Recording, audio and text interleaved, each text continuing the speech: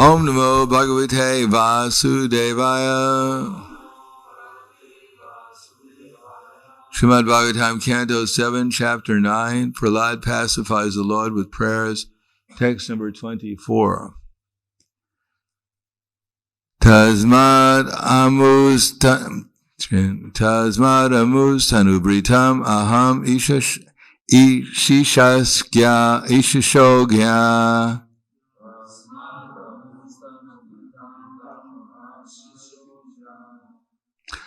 Ayushriyam vibhavavam aindriyam avarinchat.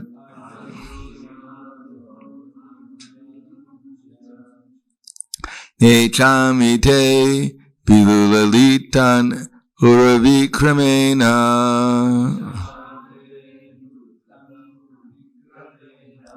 Kalatmano pananaya. Kalatmano panayamam nijabritya parsham.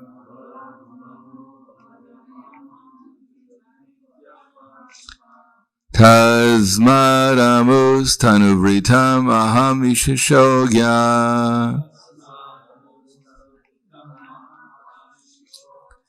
Ayustriyam vibhavavam andriyam avrinchat.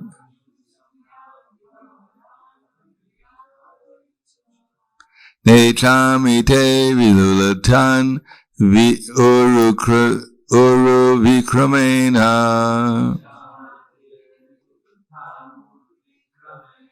Kalatmano panayamam nidabritya parshvam.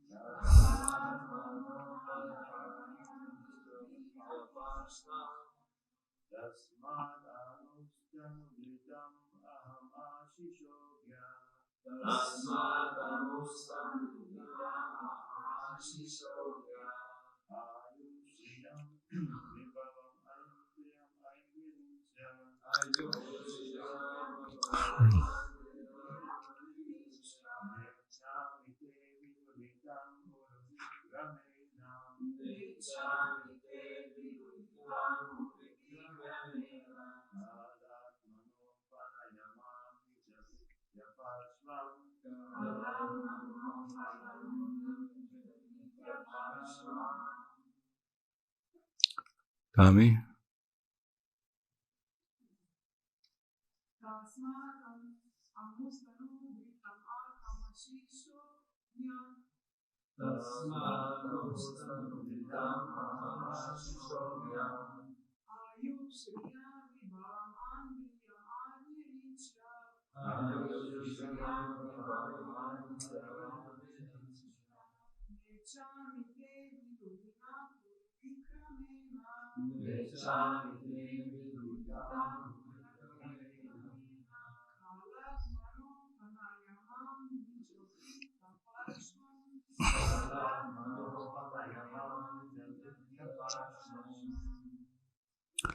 Tasmat, therefore, Amu, all those opulences, Tanubritam, with reference to living entities possessing material bodies. Aham, I, Ashisha, Agya, knowing well the results of such benedictions. Ayu, a long duration of life. Shriyam, material opulences. Vibhavam, influence and glories. Indriyam, all meant for sense gratification. Avirinchat, beginning from Lord Brahma down to the small ant. Na, not. Ichchami, I want. Te, by you. Vilulitan, subject to be finished. Uru vikramena, or extremely powerful. Kala atmana, as the master of the time factor. Upanaya, highly take.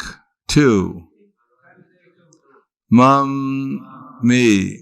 Nijabritya, Parshvam, the association of your faithful servant, your devotee. Translation and purport by His Divine Grace, A.C. Bhaktivedanta Swami Srila Prabhupada.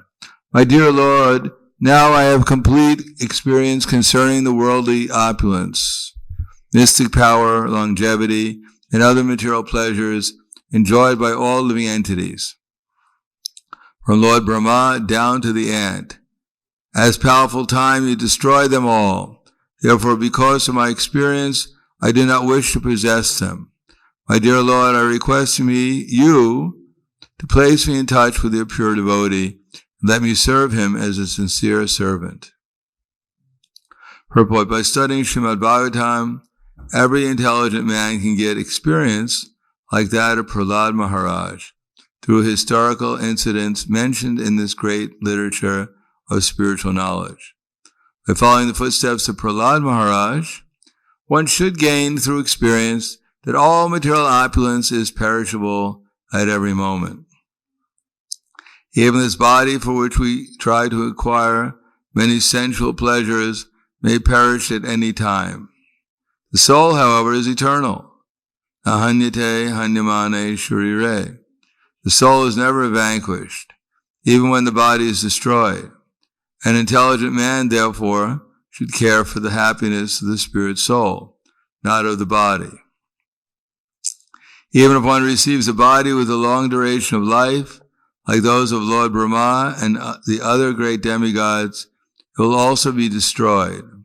And therefore an intelligent man should be concerned with the imperishable spirit soul. To save oneself, one must take shelter of a pure devotee.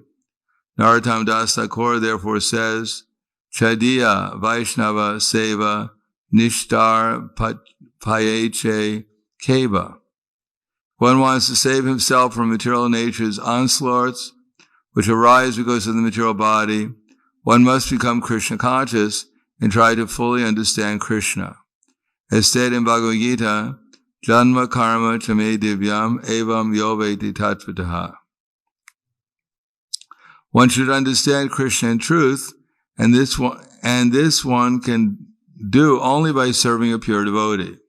Thus Prahlad Maharaj prays that Lord Nrsingadev place him in touch with a pure devotee, servant instead of awarding him material opulence. Every intelligent man within this material world must follow Prahlad Maharaj. Mahajano yena kata sapanta. Prahlad Maharaj did not want to enjoy the estate left by his father. Rather, he wanted to become a servant of the Lord. The illusory human civilization that perpetually endeavors for happiness or material advancement is rejected by Prahlad Maharaj and those who strictly follow in his footsteps. There are different types of material opulence, technically known as bhukti, mukti, and siddhi. Bhukti refers to being situated in a very good position, like a position within the demigods and the higher planetary systems, where one can enjoy material sense gratification to the highest extent. Mukti refers to being disgusted with material advancement and thus desiring to become one with the Supreme. Siddha refers to executing a severe type of meditation, like that of the yogis who obtain 8 kinds of perfection, anima, lagnima, mahima, etc. All who desire some material advancement through bhukti, mukti, or siddhi are punishable in the due course of time, and they return to material activities. Prahlad Maharaj rejected them all. He simply wanted to engage as an apprentice under the guidance of a pure devotee.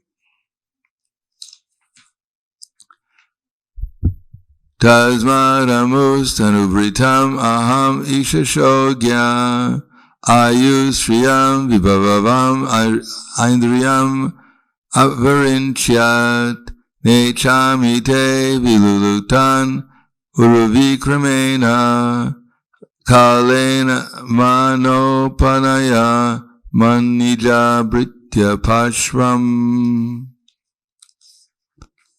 My dear Lord, now I have completely experienced concerning the worldly opulence, mystic power, longevity, and other material pleasures enjoyed by all living entities, from Lord Brahma down to the ant.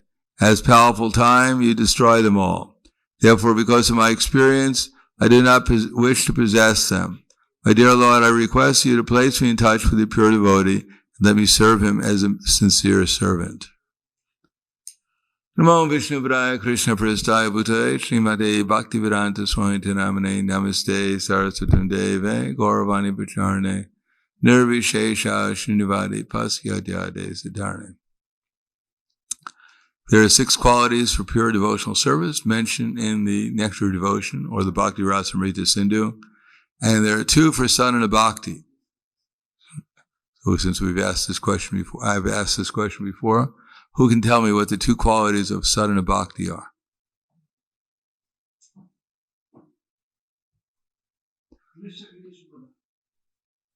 Well, that was pretty quick. And what do they mean?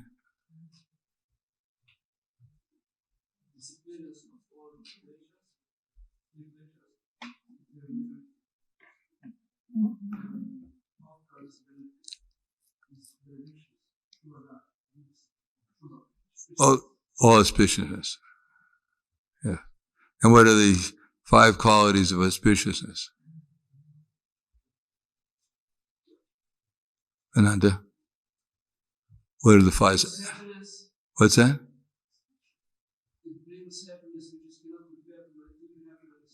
That's right.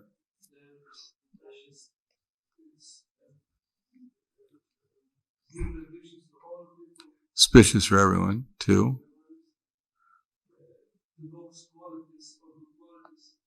Mm-hmm.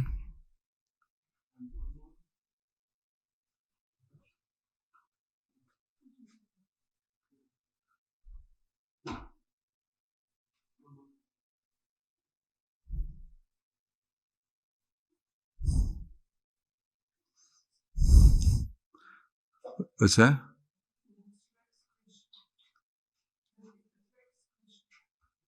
Well, we just jumped to Bhava Bhakti.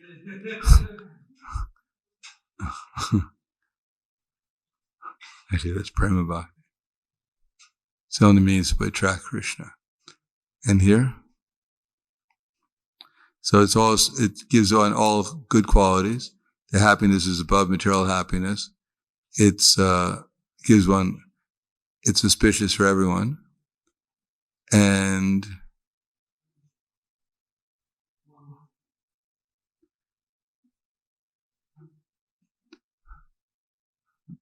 you look it up in the Nectar of Devotion.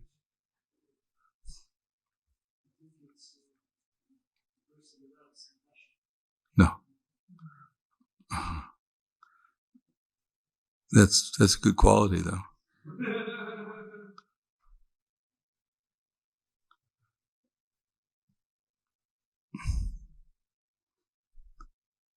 You know where to find it?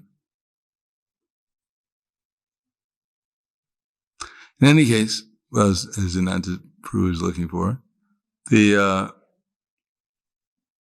everyone is looking for happiness. And here it says, bhukti, mukti, siddhakami, that the main happiness in the material world is sense gratification, either in the form of elevation to the heavenly planets or material opulence in this planet, or liberation by merging in Brahman. And also getting mystic perfections, which are obtainable even on this planet to some degree or another. But all those benedictions, all those qualities or attributes that one may obtain in this planet, they're all temporary. And by endeavoring to obtain them, one may acquire some karmic activities and wind up actually becoming degraded in the next lifetime. As we see even great yogis like Durvasa Muni, who utilizes his mystic power to try to kill Ambarish Maharaj. He was about to get himself into a great deal of trouble, and the Sudarshan Chakra was going to burn him to ashes. And after all, even if one gets these benedictions of material opulence, even mystic power, the only happiness in the material world is, besides the idea that I'm controlling everything, which is the basic happiness in the material world, but basically eating, sleeping, mating, defending are all just different aspects of feeling that one is actually in control of the universe. When the carrot is on the plate, paying dandavats, we feel that now I've become the Lord, at least of the carrot. And now I'm going to eat the carrot, and it's going to become one with me and empower me to eat more carrots and some broccoli and spinach too. This way I'm gradually devouring the universe, slowly but surely. So everyone has this idea that they're going to become the controller, but at every moment we're being controlled by the laws of material nature, of which the time factor is prominent and is changing everything for us outside of what we may desire. Even one becomes materially prosperous, but that material prosperity can be finished in a moment.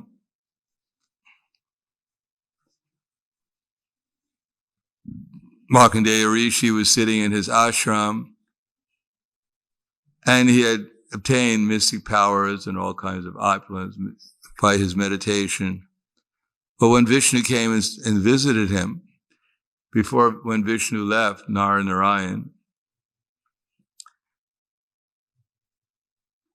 Markandeya Rishi had a desire to see what the illusory energy looks like. Lord Narayan wasn't very happy with this desire. But anyhow, everyone has their free will. So then after he left, then the devastation took place. It started to rain for 100 years. The whole universe became filled up with water. And Markandeya Rishi was the only one who survived, practically speaking. And he was swimming in the waters of devastation for millions of years. In the freezing cold, no food. There were timangal fish and sharks trying to eat him. And that went on for millions of years. But he definitely got a good glance of the illusory energy. Finally, he saw Krishna sitting on a lotus leaf. And then Krishna breathed in, and he was sucked into Krishna's body, and he wound up back in his ashram. And then Krishna breathed out, and he was back in the waters of devastation, suffering again. So, not something you'd want to wish for. If you're going to live for millions of years, you wouldn't want to live in the waters of devastation, being eaten by timangal fish or sharks. Did you find it, Ananta? Okay, what is it? Beneficial, attractive. It's not only beneficial, but it's attractive for everyone. Beneficial to all and attractive to all. Yes.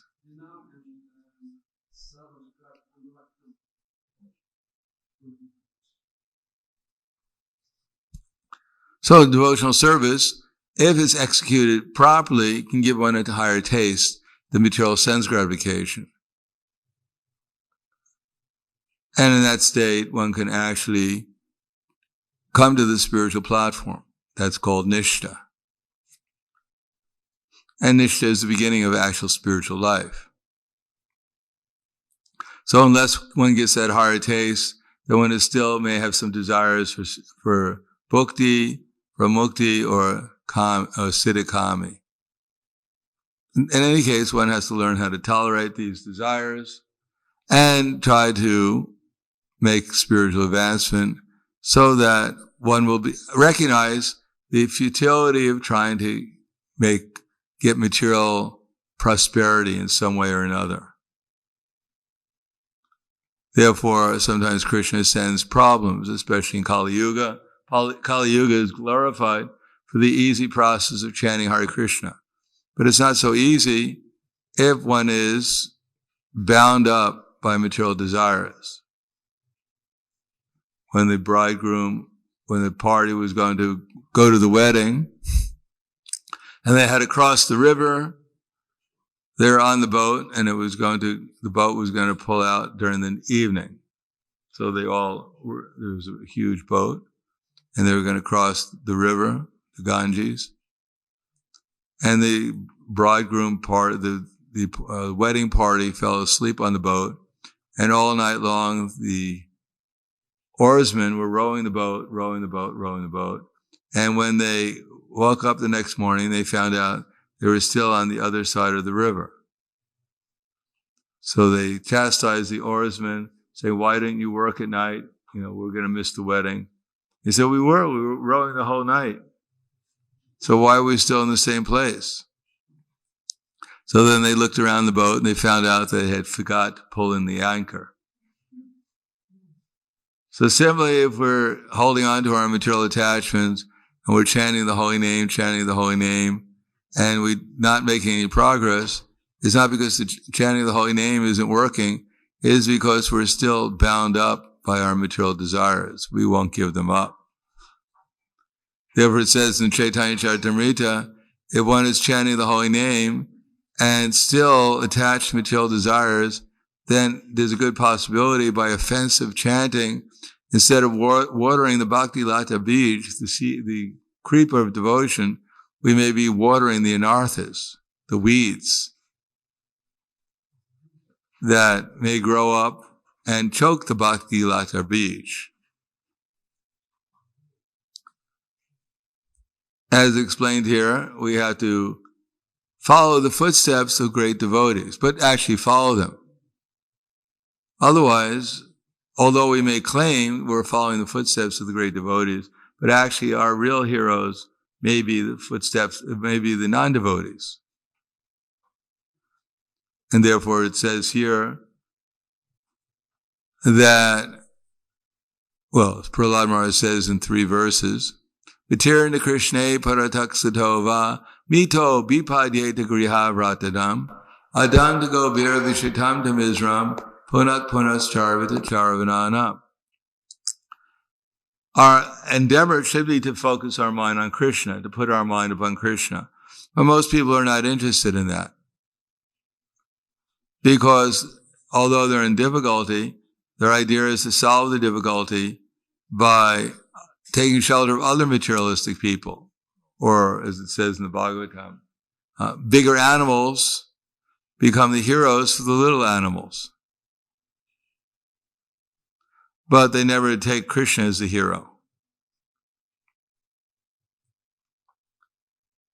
And what is their reason? Because they think that if they can have a comfortable material position, either bodily or socially, or if they can somehow or another make everyone materially happy, then they'll become happy through the process of sense gratification. Although Prahlad Maharaj said it's the same thing over and over again, still they think this time it will be different. Matir and Krishna, Te Vidu Swarta Gatim Hi Vishnu Darasya Ye Bahir Artha Manina. They don't think Krishna is very important. They think he was just an aboriginally cowherd man who appeared in Vrindavan in some village, like Brahma thought, that who's this talkative boy who's stopping or Indra thought, who's this talkative boy who's stopping my sacrifice. He doesn't know how the complete cosmic manifestation is being managed. Therefore, he dares to insult the demigods. Or Brahma even came and thought, who is this little boy How can he be God? He has some fruit salad in his left hand. He doesn't even know he should have the fruit salad in his right hand. And these foolish demigods are claiming he's God. So people don't know that Krishna is God. He's the goal of life. And therefore they have to choose something else as the goal of life. Something insignificant. So they choose some Mahatma. Andaya tandira pikayamanas tepi shatantra urudami vara. They have to choose someone, a rock star, music star, a sports star, an actress, an actor, someone as their leader. Mahajano yena kata sapanta. And they follow him in order to get the same taste that this hero, this leader, is experiencing. But they're blind. They don't see that they're going to leave their body and that they're souls, and therefore they're blind, and therefore both of them simply get into trouble. The leader and the followers, because of the laws of material nature, they reciprocate with those who are blind, who follow. If one follows the laws of material nature, one will get the reaction for what everyone does. If a innocent child, puts his hand into the fan, the laws of material nature don't say, well, he was innocent, he didn't know, and therefore the fan won't hurt him. If he's so foolish to put his hand into the fan, then under the laws of material nature, he's going to get hurt. Similarly, one cannot claim innocence, that they didn't know how the material nature is working, and therefore they perform so many activities in the lower modes of material nature, but still, whatever they claim, the modes of material nature will work, and they'll wind up getting the appropriate birth in the next lifetime. Or as Krishna says, Tanaham dvishata kuran samsaresh naradama shi pramyadasram ashubam asrishveva yonishu. Tanaham dvishata kuran samsaresh naradamam shi pramyadasram ashubam asrishveva yonishu. Those who are envious and the mischievous and lowest among mankind, I perpetually cast into the lower species of life. So Prabhupada points out here that whether one is a karmi or a jnani or a yogi, one is considered to be envious of Krishna. Everyone is trying to take Krishna's position, and therefore their activities will generally be mischievous. Mischievous meaning not following actually the purpose of Shastra. And therefore they'll eventually become degraded into a lower species of life.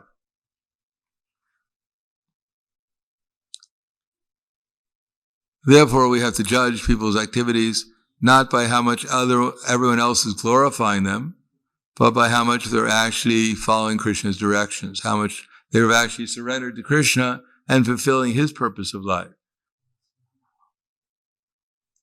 Otherwise, one may be glorified as a great yogi, or as a great karmi, or as a great jnani, but it actually has no meaning in terms of reality because it's all temporary.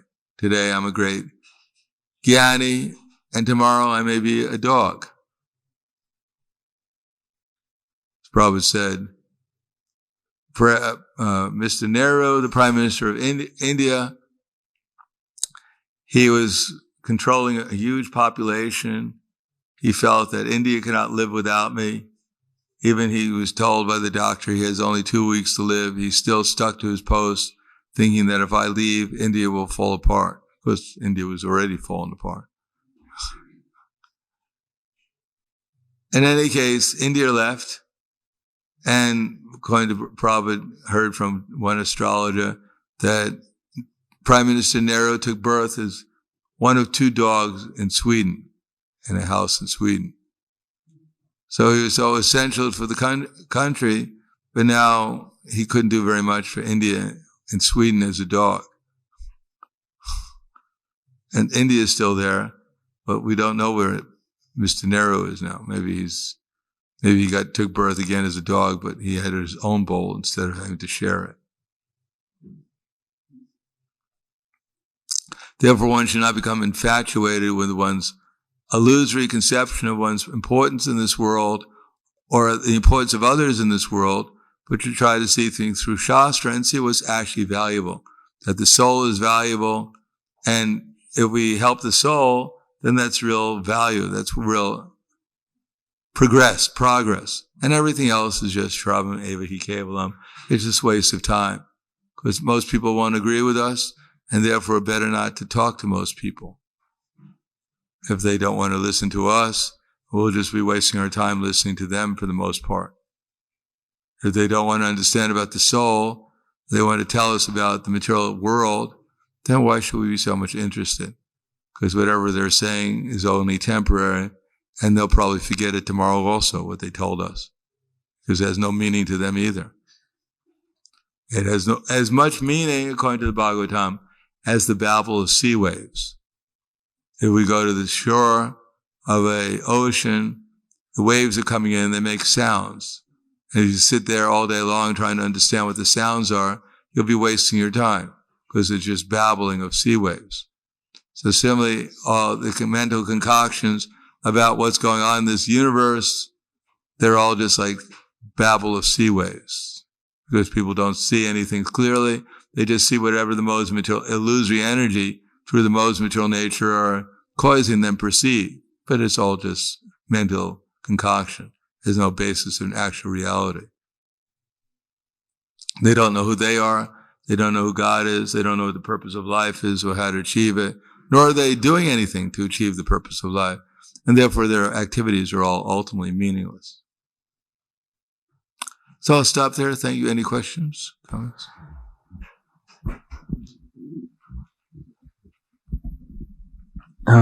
So listening to the sea waves, wouldn't that also make us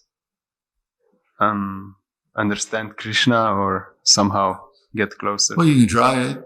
Is there any ocean here? You can sit there. Oh, I'm asking because Radhanath Maharaj is saying in his book how he was listening to Ganges flowing. And Well, then, maybe the Ganges, you can get some special benedictions. oh, It's okay. a spiritual river. Anything else?